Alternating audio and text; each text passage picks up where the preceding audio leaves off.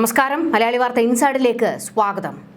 നീ വി.ഡി. സതീശന്റെ മറ്റവളല്ലേ, മറിച്ചവളല്ലേ, നിന്നെ വെച്ചേക്കത്തില്ല. മാധ്യമ പ്രവർത്തക സ്മൃതി പരുത്തിക്കാടിനെ കടിച്ചു കീറുകയാണ് വെറിപിടിച്ച ഡിവൈഎഫ്ഐ കൂട്ടം. ചാനൽ ചർച്ചയ്ക്കിടെ സ്മൃതിയുടെ നാവിൽ നിന്ന് വന്ന വാവിട്ട വാക്കിന് അതിര് വിട്ടുപോകുന്ന സൈബർ ആക്രമണം. സ്ത്രീപക്ഷം തള്ളിമറിക്കുന്ന കമ്മികളുടെ തനിക്കൊണമാണ് പുറത്തു ചാടിയിരിക്കുന്നത്. പേപ്പട്ടികൾ ആക്രമിക്കുമ്പോൾ ഇതിലും മര്യാദ കാണിക്കുമെന്ന് എൻ പ്രശാന്ത് IAS പ്രതികരിച്ചിരിക്കുന്നത്.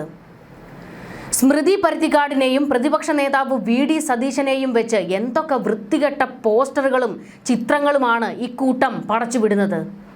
സ്മൃതി ചാനൽ ചർച്ചയിൽ പറഞ്ഞതിനോട് ഒരു തരത്തിലും യോജിക്കുന്നില്ല. പക്ഷേ അവർക്കെതിരെ നടക്കുന്ന അതിര് വിട്ടുപോകുന്ന സൈബർ ആക്രമണം ഒട്ടും അംഗീകരിക്കാൻ കഴിയുന്നതല്ല.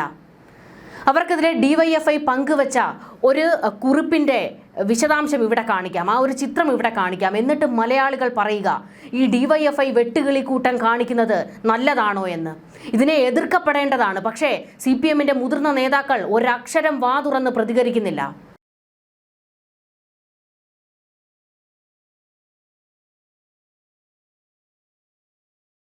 റിപ്പോർട്ടർ TVയുടെ എക്സിക്യൂട്ടീവ് എഡിറ്ററാണ് സ്മൃതി പരുത്തിക്കാട്.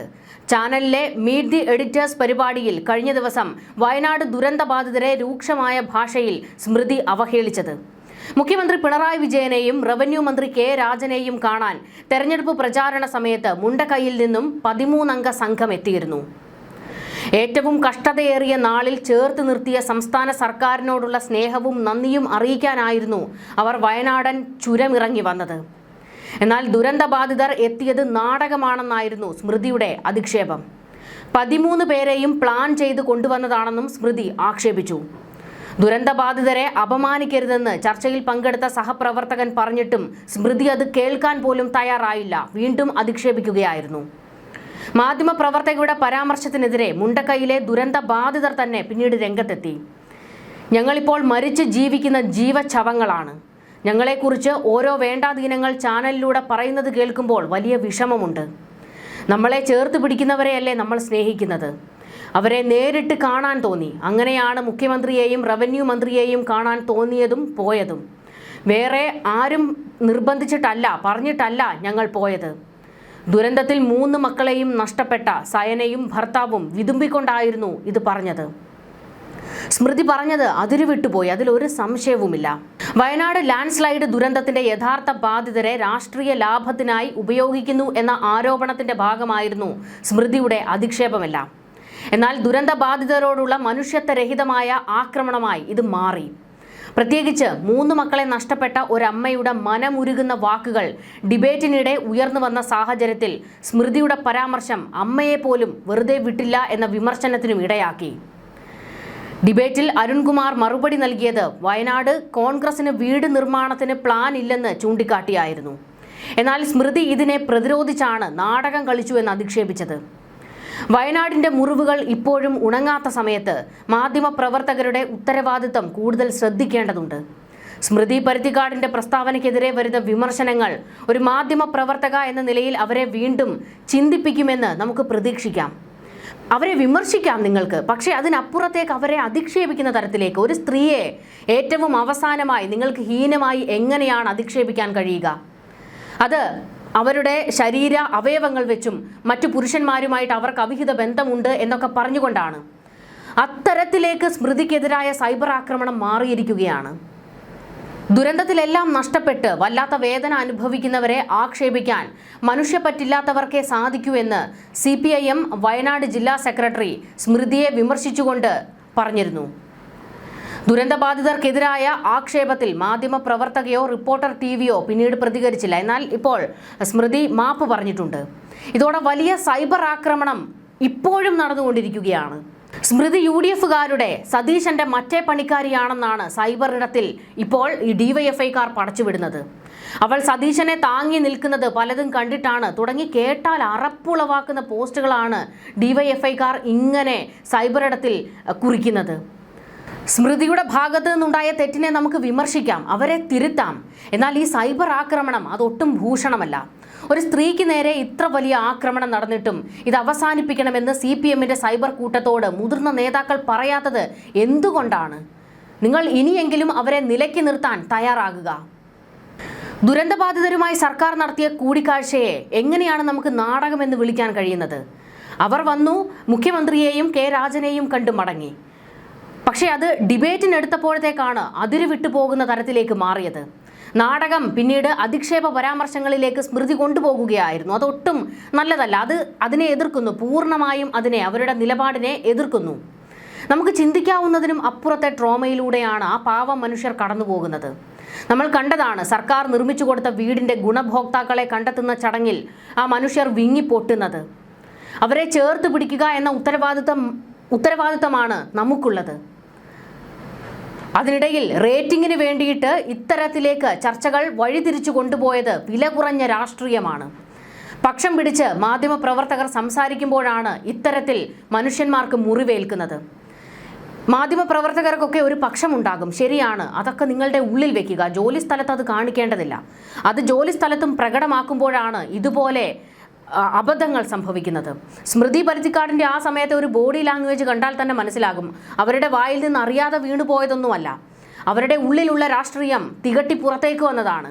പക്ഷേ അത് ദുരന്തം അനുഭവിക്കുന്നവരെ വെച്ചാകരുത് എന്നുള്ളതാണ്, അവരെ അധിക്ഷേപിക്കുന്ന തരത്തിലായി പോകരുത് എന്നുള്ളതാണ് പറയാനുള്ളത്. എല്ലാ മാധ്യമ പ്രവർത്തകർക്കും ഇതൊരു മുന്നറിയിപ്പാണ്.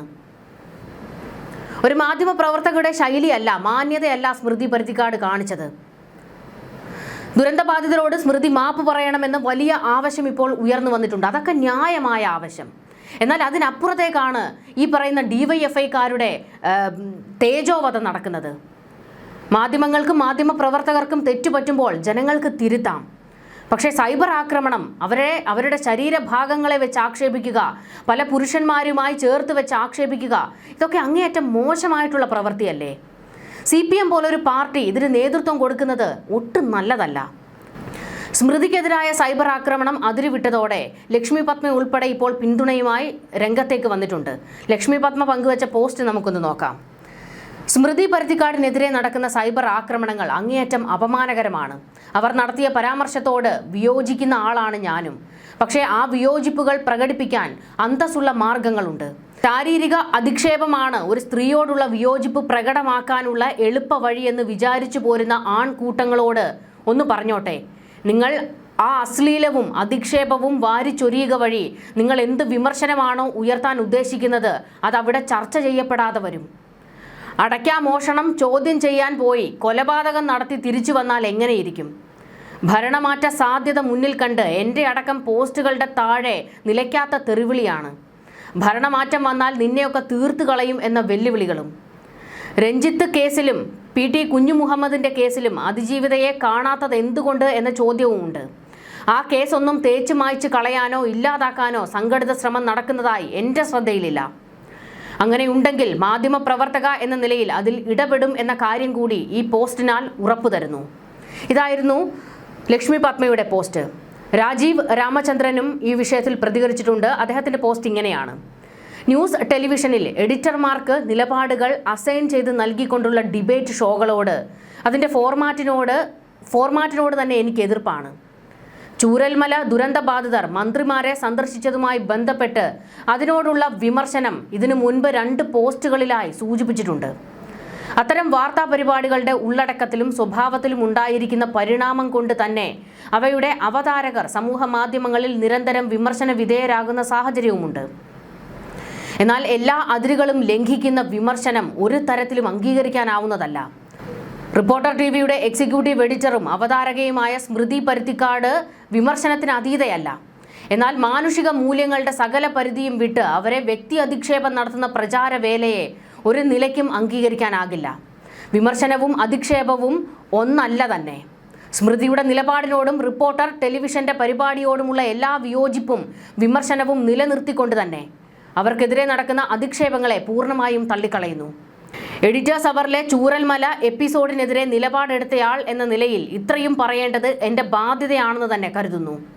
സ്മൃതിക്കെതിരായ തെറിവിളി എവിടെയാണ് നടക്കുന്നത്, ഞങ്ങളൊന്നും കണ്ടില്ലല്ലോ എന്ന നിഷ്കളങ്കമായ ആശ്ചര്യം തൽക്കാലം എടുക്കുന്നില്ല. അതായത് സ്മൃതി പരുത്തിക്കാട് പറഞ്ഞതിനോട് ഒരു മാധ്യമ പ്രവർത്തകരും യോജിക്കുന്നില്ല.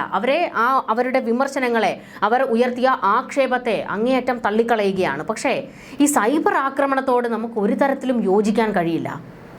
ഇപ്പോൾ ഈ വിഷയത്തിൽ CPMന്റെ സൈബർ ആക്രമണത്തെ വിമർശിച്ചുകൊണ്ട് കെ രമയും പ്രതികരിച്ചിട്ടുണ്ട്. കെ രമ MLA പ്രതികരിച്ചത് കൂടി നമുക്കൊന്ന് നോക്കാം.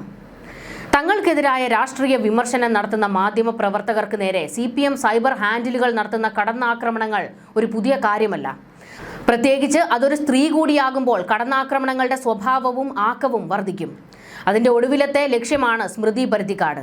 സ്മൃതി തീർത്തും രാഷ്ട്രീയമായി നടത്തിയ ഒരു അഭിപ്രായ പ്രകടനത്തിന്റെ ഒരു ഭാഗം മാത്രം മുറിച്ചെടുത്ത് അത് വെച്ച് അവർ വയനാട് ദുരന്തബാധിതരെ അപമാനിച്ചു എന്ന നിലയിൽ CPM സൈബർ ഹാൻഡിലുകൾ വ്യാപകമായി പ്രചരിപ്പിക്കുകയും കേട്ടാലറക്കുന്ന തെറികളും സ്ത്രീവിരുദ്ധ പരാമർശങ്ങളും കൊണ്ട് സൈബറിടം നിറയ്ക്കുകയുമാണ്.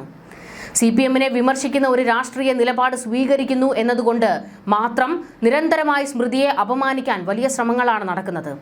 അതിലൊന്നും തളർന്നു പോകുന്ന ഒരു മാധ്യമ പ്രവർത്തകയോ സ്ത്രീയോ അല്ല സ്മൃതി എന്ന് ഇത് നടത്തുന്നവർ മനസ്സിലാക്കിയാൽ നന്ന്. വയനാട് ദുരന്ത ബാധിതർക്കായി സർക്കാർ നിർമ്മിച്ച വീടുകളിൽ ഇനിയും ആർക്കും താമസം തുടങ്ങാനായില്ല എന്നും അവരിൽ നിന്ന് ഒരു കുടുംബത്തെ തെരഞ്ഞെടുപ്പ് പ്രചാരണത്തിന് കൊണ്ടുവരുമ്പോൾ അവിടെ സർക്കാരിന്റെ ഔദാര്യ യുക്തിയാണ് പ്രവർത്തിക്കുന്നത് എന്നുമാണ് സ്മൃതി അഭിപ്രായപ്പെട്ടത്. ഈ പ്രചാരണത്തെയും അതിന്റെ സംഘാടകരുടെ ഉദ്ദേശത്തെയുമാണ് താൻ നാടകമെന്ന് വിളിച്ചതെന്നും അത് ദുരന്ത ബാധിതരെ അല്ല എന്നും സ്മൃതി പിന്നീട് വ്യക്തമാക്കുകയുണ്ടായി. ഇങ്ങനെ വൈകാരികതയുടെ പ്രതീതി സന്ദർഭങ്ങൾ സൃഷ്ടിച്ചും വിമർശകരെ ആൾക്കൂട്ടത്തിന്റെ അസഭ്യവർഷങ്ങൾക്ക് എറിഞ്ഞുകൊടുത്തും സർക്കാരിന്റെ പോരായ്മകൾ മറച്ചു പിടിക്കാമെന്നും വിമർശനങ്ങളെ പ്രതിരോധിക്കാമെന്നും ആരും വ്യാമോഹിക്കേണ്ട. വിമർശനങ്ങളുടെ കരുത്തുമായി സ്മൃതി പരുത്തിക്കാട് അടക്കമുള്ളവർ ഇവിടെ തന്നെ കാണും. ഇതായിരുന്നു കെ രമ പ്രതികരിച്ചത്. ഈ വിഷയത്തിൽ മാധ്യമപ്രവർത്തക ശ്രീജ ശ്യാമും പ്രതികരിച്ചിട്ടുണ്ട്. അവരുടെ പോസ്റ്റ് ഇങ്ങനെയാണ്: അവർ പറഞ്ഞ അഭിപ്രായത്തോടോ നിലപാടിനോടോ ആണ് നിങ്ങൾക്ക് വിയോജിപ്പെങ്കിൽ അത് പ്രകടിപ്പിക്കാം. കാരണം ആരും വിമർശനത്തിന് അതീതരല്ല. അതിപ്പോൾ ഞാൻ ഉൾപ്പെടെയുള്ള മാധ്യമ പ്രവർത്തകരായാലും രാഷ്ട്രീയക്കാരായാലും ഇനി സർക്കാരായാലും. പക്ഷേ ഇതിപ്പോൾ വിമർശനം എന്ന പേരിൽ എല്ലാ പരിധിയും കടന്ന് ഒരു സ്ത്രീയെ അങ്ങേയറ്റം അപമാനിച്ചും അധിക്ഷേപിച്ചും വലിച്ചു കീറി നിർവൃതി കൊള്ളുകയാണ് സൈബർ പോരാളികൾ. 18 വർഷത്തെ അടുപ്പത്തിൽ കറയില്ലാത്ത ഒരു ഇടതുപക്ഷ മനസ്സ് അവർക്കുണ്ട് എന്ന ഉറച്ച ബോധ്യമുള്ളതുകൊണ്ട് ഓർമ്മ വെച്ച കാലം മുതൽ ഇതിലും വലിയ ഭീഷണികൾ കണ്ടു വളർന്ന ഒരാളോടാണ് ഈ ആക്രമണമെന്ന് ബോധ്യമുള്ളതുകൊണ്ട്. ഇതായിരുന്നു ശ്രീജ ശ്യാം പങ്കുവച്ചത്. എന്തായാലും സ്മൃതിക്കെതിരെ നടക്കുന്ന സൈബർ ആക്രമണത്തോട് ഒരു തരത്തിലും യോജിക്കാൻ കഴിയുന്നതല്ല. DYFI ഇനിയെങ്കിലും ഈ വൃത്തികേടുകൾ അവസാനിപ്പിക്കുക. നിങ്ങൾക്കെതിരായി ആരെങ്കിലും എന്തെങ്കിലും പറഞ്ഞു പോയി കഴിഞ്ഞാൽ അവരെ സൈബർ ഇടത്തിൽ അങ്ങ് കൊത്തിപ്പറിക്കാമെന്നുള്ള നിങ്ങളുടെ വ്യാമോഹമുണ്ടല്ലോ, അത് വിലപ്പോകാൻ പോകുന്നില്ല. കാരണം നിങ്ങൾ തെറ്റ് കാണിച്ചാൽ നിങ്ങളെ വിമർശിക്കും, സർക്കാരിൻ്റെ ഭാഗത്തെ തെറ്റുകളെ വിമർശിക്കും. അപ്പോൾ നിങ്ങൾക്കങ്ങ് പൊള്ളിയിട്ട് കാര്യമില്ല. സൈബർ ആക്രമണം കൊണ്ട് എല്ലാവരുടെയും വായടപ്പിക്കാമെന്നാണ് DYFI പോലുള്ള ഈ CPMന്റെ സൈബർ വെട്ടുകിളിക്കൂട്ടം കരുതുന്നതെങ്കിൽ അത് തികച്ചും തെറ്റാണ്. പറയേണ്ടത് പറയുക തന്നെ ചെയ്യും. ന്യൂസ് ഡെസ്ക് മലയാളി വാർത്ത.